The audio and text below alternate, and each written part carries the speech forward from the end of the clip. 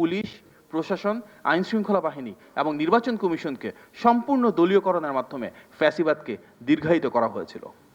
কিন্তু সেই কঠিন সময়ে যখন মিডিয়াকে সম্পূর্ণভাবে নিয়ন্ত্রণ করা হয়েছিল, আমরা যে ছবিগুলো পেয়েছি, যে ভিডিওগুলো পেয়েছি, যে ইলেকশন ইররেগুলারিটিসগুলো দেখেছি, কারচুপিগুলো সারা পৃথিবীর সামনে উপস্থাপন করেছি, সেখানে সোশ্যাল মিডিয়া যেমন একটা বড় ভূমিকা ছিল, ঠিক তেমনি কিন্তু মূলধারা গণমাধ্যমের প্রিন্ট, প্রেস, রেডিও, টিভি আপনাদের প্রত্যেকের কিন্তু অনেক বড় একটা ভূমিকা ছিল।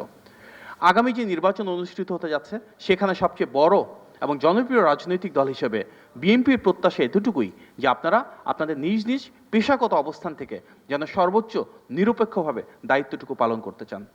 আমাদের প্রত্যাশা একটা লেভেল প্লেইং ফিল্ড, কারণ আমরা বিশ্বাস করি যদি অবাধ, সুষ্ঠু এবং গ্রহণযোগ্য নির্বাচন নিশ্চিত হয়, ইনশাল্লাহ বিএনপির বিজয় নিশ্চিত হবে, ধানের শীষের বিজয় নিশ্চিত হবে।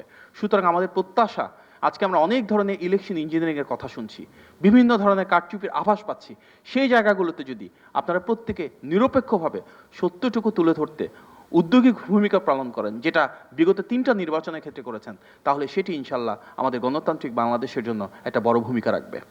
আপনারা নিশ্চয়ই দেখেছেন পোস্টাল ব্যালটের ক্ষেত্রে কী ধরনের একটা ইঞ্জিনিয়ারিং হয়েছিল, সেটা কিন্তু আপনারাই তুলে ধরেছিলেন এবং বাংলাদেশে মোটামুটি এখন সবাই জানে যে পোস্টাল ব্যালটটাকে কিভাবে একটা নির্দিষ্ট দলের সুবিধার জন্য কিংবা আমাদের অসুবিধার জন্য একটা নির্দিষ্ট জায়গায় ধানের শীষে প্লেস করা হয়েছিল।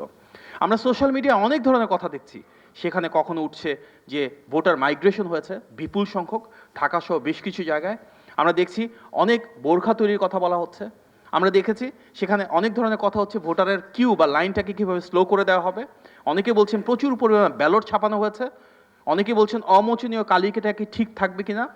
এই অনেকগুলো বিষয় আছে যেখানে আমাদের মূল উদ্দেশ্য বা লক্ষ্য হওয়া উচিত সবাই মিলে যেটা সত্য, যেটা সঠিক সেটা উপস্থাপন করা, যেন কোনো নির্দিষ্ট রাজনৈতিক দল না, জনগণ তাদের ভোটটুকু প্রপারলি দিতে পারে, জনগণের ভোটটুকু ঠিক মতন কাউন্ট করা হয় এবং আমরা একটা অবাধ, সুষ্ঠু এবং গ্রহণযোগ্য নির্বাচন সত্যিই ফেরত পাই।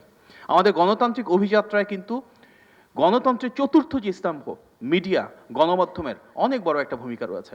ফ্যাসিবাদের সময়ে আপনারা লড়াই করেছেন, অনেক টেলিভিশন চ্যানেল, নিউজ পেপার বন্ধ হয়েছে, অনেক সাংবাদিক কিন্তু জীবনও দিয়েছেন, প্রচুর সাংবাদিক মামলার শিকার হয়েছেন, হামলার শিকার হয়েছেন। তখন আপনারা সত্যের পথে ছিলেন, ন্যায়ের পথে ছিলেন এবং ইনশাল্লাহ আগামী 12ই ফেব্রুয়ারি যে নির্বাচন অনুষ্ঠিত হতে যাচ্ছে